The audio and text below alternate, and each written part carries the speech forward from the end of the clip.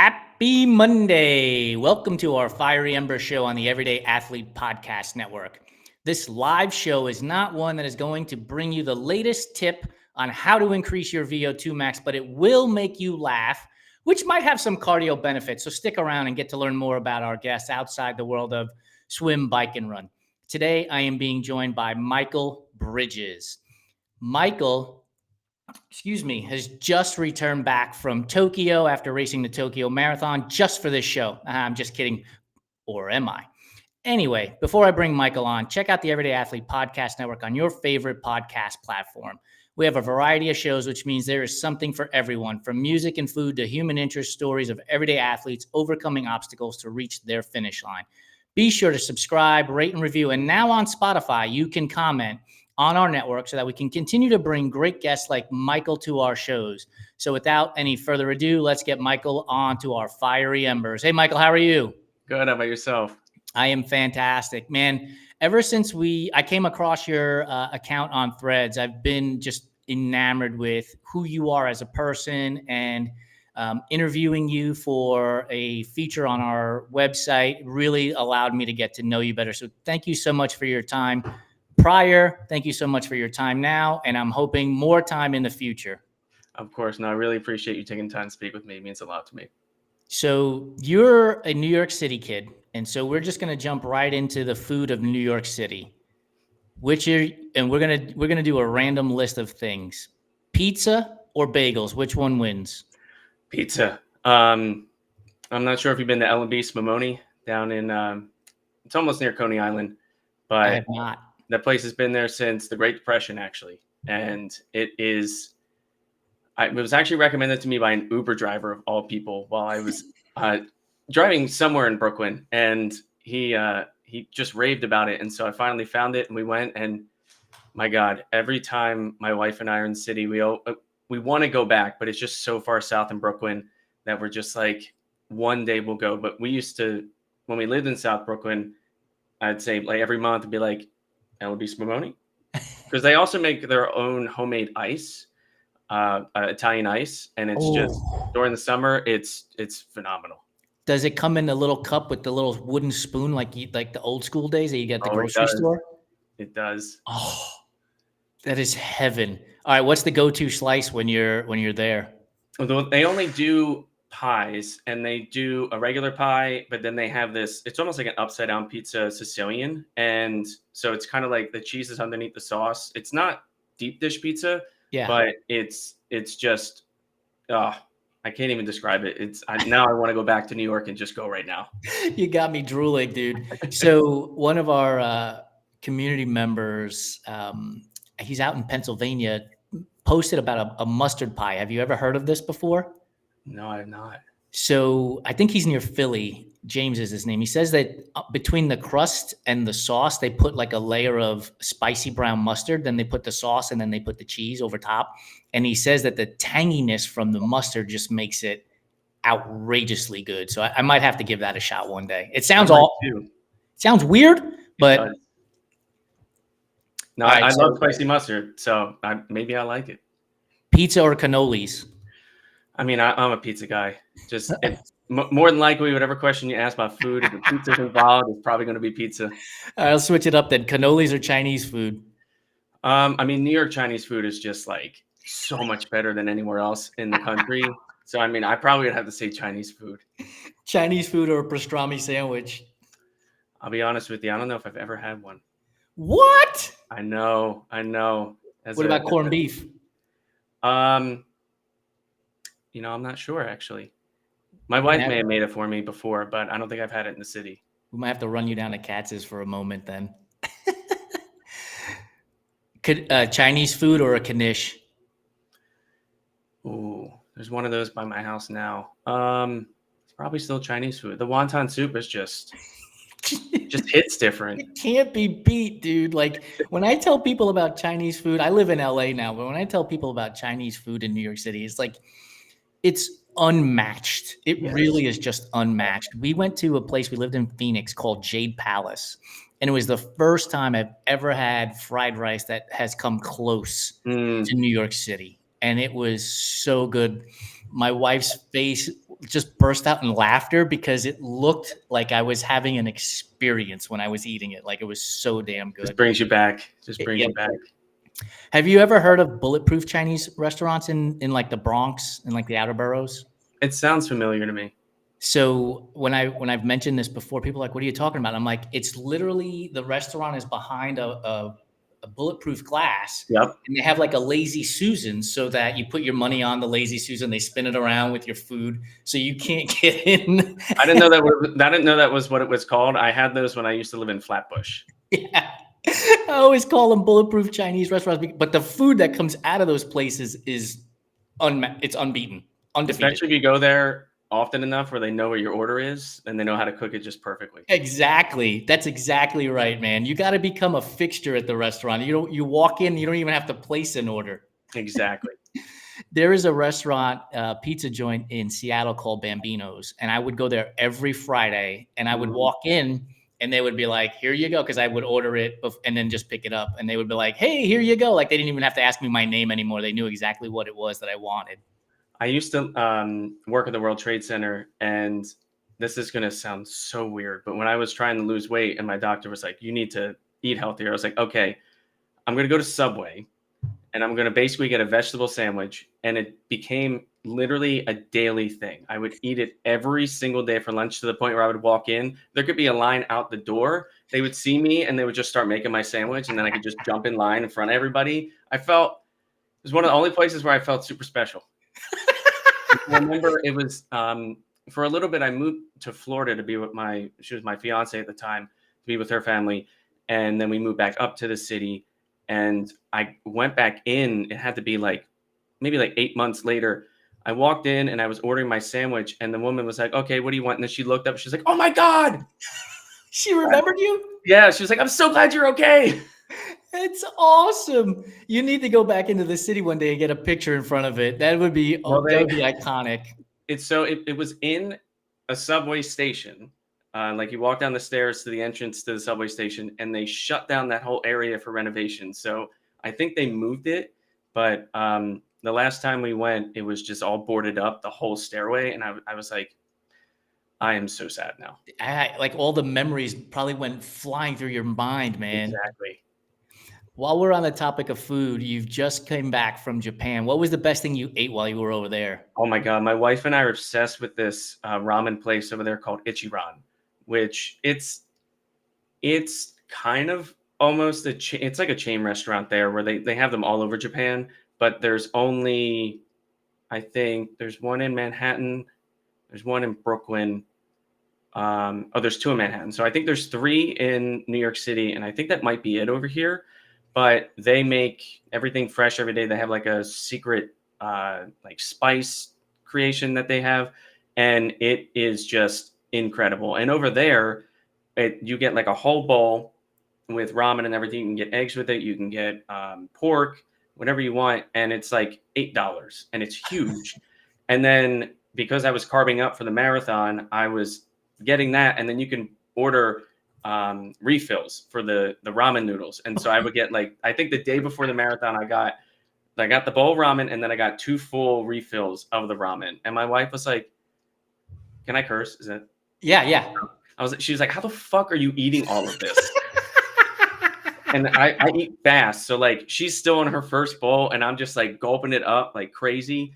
And we had that probably 5 or 6 times. We had it several times in Tokyo, and then we spent a couple days in Osaka. And the day we got there, I was like, "Oh, there's one down the street, so we need to go." And we got it there, and my wife actually got sick. We're not sure if it's from that or if it's from something that we got at 7-Eleven. 7-Eleven. We're going to blame it on 7-Eleven. It's got to be, because she's like, "I don't want to eat it now." And I'm like, "No, you don't understand. We're going to eat it again." But yeah, we are obsessed with it. Over here in the States, they only have it by Penn Station, and then it's basically Times Square. Okay. And it's like every time you order, it's like $30. And I'm like, my God, there's such a big difference between here and Tokyo, because over there it's like it's just dollars and cents. Yeah. So when you're eating ramen and you're slurping and the broth is going everywhere, are you a napkin tucker or you just take the napkin and then wipe your face I off? just wipe it. My wife, so in Tokyo or in Japan in general, it's like a custom where if you're eating ramen and it's good, you slurp really loud. Yeah. My wife doesn't like that. So we're in the middle of eating, and this guy next to her, because the way it's set up, it's kind of like these individual seats that are like divided by just little dividers. So you basically just have one little spot where you're eating, and you don't see the people who cook for you. They just come to you. There's like a curtain in front of you, and they lift it. They give you your food, and they say thank you, and then they walk away. And this guy is just slurping. She's like, "We need to get the fuck out of here. I'm going to lose my mind." And so then, of course, I start fake slurping, and she's like, "I'm going to kill you." Yeah, you're next. It reminds me, I was racing a half marathon once. This was in Texas. It was raining, and there was a guy behind me whose foot kept slapping. Right, it would slap the ground, and it would make like that puddle splash at the same time. And I was running with a buddy of mine, and I was like, "Dude, we've got to pick up the pace and drop this. I can't take it anymore." So we pick up the pace, and then what happens, of course, is the guy behind us, his foot slapping, picks up the pace too, because he's like, "I'm going to hang on to these guys." I was like, in the middle. Little did you know he's pacing you. Exactly. He was stuck to our hip. Like after about a half mile, he finally stopped slapping his foot so hard because we dropped him a little bit, and we got far enough away we couldn't hear it. But I understand your wife's predicament with the slurping in that moment. Oh yeah. Is there anything that you've enjoyed over there when you were in Japan? Because you've been a few times that you cannot get here in the States. I mean, you can get it over here. You can get wagyu beef, but over there it's much more common and it's much cheaper to an extent. We went to this when we went last year. I did a bunch of research like on Reddit, trying to find like a good steakhouse to go to celebrate when I was done the marathon. And we found this steakhouse that had a couple restaurants, but it had such good reviews that we went and we had lunch. And literally, as soon as we went and we left, we were like, "We're coming back next year," because they give you the choice of all the different varieties of like grades of the meat, all the way up to like the master level to basically like sirloin. And we got kind of in the middle, and it just like melted in your mouth, and it was absolutely delicious. So when we went this year, we went for lunch one day, and then we went for dinner after the marathon, and we splurged a little bit and got the highest grade wagyu beef you could get like in the country. And the chef made it, and I'm just sitting there like, "Oh my God, this is the most incredible steak I've ever had in my life." And we became friends with I think the guy who owns the place, and he was like, "Here's my personal WhatsApp number. When you come back next year, let me know in advance. I'll book you, and we'll get you set up." I love it. Yeah, so it was so good, so Dude, good. isn't it amazing, like the experiences that you can have with food that you'll recall? I mean, you just told me about Subway sandwiches of all the things in the world, right? And you had this memory associated with it. Like food has a way of transporting us back in time to either people or areas and connections and the moments that we've been able to share. As you were talking, I was wondering, so what's accompanying the beef? Rice, vegetables, like what's next to it? So it's you can get rice if you want, but it's vegetables. It was seasonal vegetables, so it was like mushrooms, I think, asparagus, onions, and garlic chips that they made. And then we got, I don't know exactly how to say it. I think it's called potaji, but it's basically like a porridge soup that you get, and then you get a small side salad with homemade dressing that they make there. And was there anything else? I think that was it. But it was more than enough. It was funny though, because the first day we were there, my wife, I guess her brain just like didn't work. She couldn't like get the chopsticks to work. And so he walked over, he was like, "Do you need a fork?" And she was like, "Yeah." Meanwhile, I hadn't used chopsticks in my entire life until we went to Tokyo last year. And I just like, I'd always struggled with them, but I just like picked them up and I started to use them. And when we went last week, I was just like eating like it was nothing. And she was like, how do you know how to do this? And I've done this for years, and I can't do it right now. Did you tell her you've watched The Karate Kid 18 times, and so now you know? Tell her I caught the fly. Have you watched Cobra Kai on? Oh yeah, I don't think I haven't watched the newest seasons, but my wife and I were obsessed with the first couple ones. Same with, dude. Like my wife and I got into it, like marathoning the episodes. And Ralph Macchio just got his star on the Walk of Fame out here in Oh, nice. LA. Yeah. And I don't know the guy that plays Johnny Lawrence, but he was at the display of Ralph Macchio getting his star, which was pretty cool. Before I ask you next question, shout out to Kevin Shea and Christy D for joining us over on Instagram. Appreciate your support. So let's do a crossover to one of our other shows, What's in Your Earbuds. Do you listen to music while you're running? And if so, what do you listen to? I do. It's kind of all over the place. And my choice of music is very weird because I grew up on not what you would call normal like music, like popular music of the time. I was listening to basically two things. It was either musical theater or it was, of all things, video game music. Interesting. And so I love the music for like the Final Fantasy role-playing games. And I've listened to them since probably I was about 13. And so my music is like a mixture of video game music, and then I find like fast, rock, EDM music that will help kind of propel me forward. And I actually have two running playlists. One that is just called Running Music and Shit, and then the other one is called Fast as Fuck Boy. So yes, when I usually it's really funny when I ran New York last year, it was my first time having those two playlists, and I got to about mile 17. And I texted my wife while I was running. I said, it's time to pull out the other playlist. And I started playing it. And I actually, my mileage went from like, I think it was like 7:30 a mile to like basically 7. And my wife at the end was like, how the fuck did you do that? Like she actually, we were talking about this the other day when I ran all my previous marathons before New York.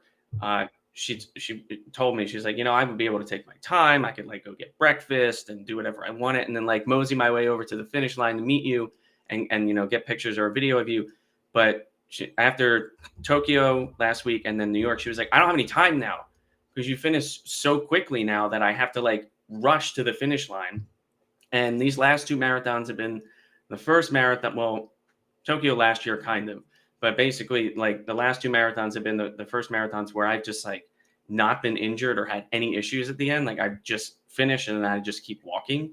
And so we had two of my friends come with us to New York last year. And she told them after I finished, she's like, yeah, it's going to take like a half hour. He's probably going to go to the medic tent. And then we have to walk out. We'll meet him like probably like 30, 45 minutes. And I texted her, I was like, I'm leaving right now. I'll meet you guys in like 10 minutes. She was like, huh?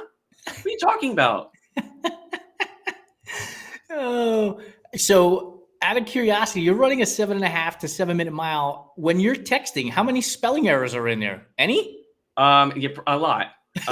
There's usually like random, like I hit enter a couple times, or I will like misspell a word, or sometimes I'll just type like one word and hope that she understands what I'm saying. I do also make it a habit to FaceTime her and her sister. They're like my two biggest fans. Her sister at the time, she lived in Florida. When I ran Boston last year and I finished all 6 World Marathon Majors, she flew up to be there. And I FaceTimed them actually last year when I did Tokyo because I called them at halfway through and I was like, I'm feeling good. I think I'm going to be okay. And then I got the mile 20 and I was like, I'm going to hit a fucking PR. And this year was a little bit different because I called them at like mile 17, mile 20. And I was like, I am suffering because it was so hot. It was the hottest Tokyo Marathon apparently they've ever had. And I think it was, I don't know if it was my wife or her sister, basically our big thing that we say is don't be a bitch. And so they basically were like, don't be a bitch. You're going to finish. You only have 6 miles left. And I was like, you know what? Fine. And so I booked it for the last 6 miles, and my wife was like, "You finished 10 minutes faster than it said you were going to." And I was like, "Well, that's because I wasn't a bitch." I was motivated. Craig Lewis, who hosts our show Running Tales, had Jamie the Juggler on. We might have to convene some way of getting Michael the Texter or Michael the FaceTimer on and just like do cameos as you're running your next marathon to family and friends of RTB. Absolutely. I'm gonna do it. We'll probably charge like $1.50 for it, but we'll make some money on it. Oh yeah. So again, since you're based out of New York City, fictional run day for you. Who are you running with? Phoebe from Friends or Jerry Seinfeld? I feel like Phoebe would be more fun to run with. She probably would keep me occupied, both with probably how she'd be running, but then also the things she'd probably be pointing out along the way. Probably all the dogs, and especially when I run up the West Side Highway, there's always some people that are they're dressed very oddly, and she probably would point them out as well. She would probably point out the guitar players that you'd have to drop some change in their guitar case as you're going by as well. Shout out to Helgi Olafsson for joining us. Thanks, Helgi. Appreciate the support. So my last question for you, what show that has been based out of New York City is your favorite TV show or movie for that matter? Oh, geez. Trying to think. Oh my goodness. There is nothing coming to mind right now. I'll give you a couple of Hill Street Blues, Blue Bloods. Obviously, Seinfeld and Friends were based out of New York. Movies, The Godfather, based out of New York back in the day as well. Actually, Wolf of Wall Street. That's a good one. That probably is my most recent favorite movie from there, based in New York. So before you get fired up for marathons, you're going to start pounding your chest. Oh yeah, got to bump those rookie numbers up. Michael, I appreciate your time. Where can people come check you out? All the stuff that you're doing, honestly, for runners in our community, but for non-runners as well. Your approach to inclusivity and diversity, from my opinion, is unmatched, and I appreciate you doing the things that you do. So where can people find you? That means a lot to me. So basically, TikTok, Instagram, Threads. I'm very bad at posting on YouTube, but everything is Mike Runs Marathons. Awesome. For those of you that joined us, we appreciate your support. Check out the Everyday Athlete Podcast Network on your favorite podcast platforms. And don't forget to subscribe, rate, and review so that we can continue to bring great guests like Michael onto our show. Have a great rest of your Monday.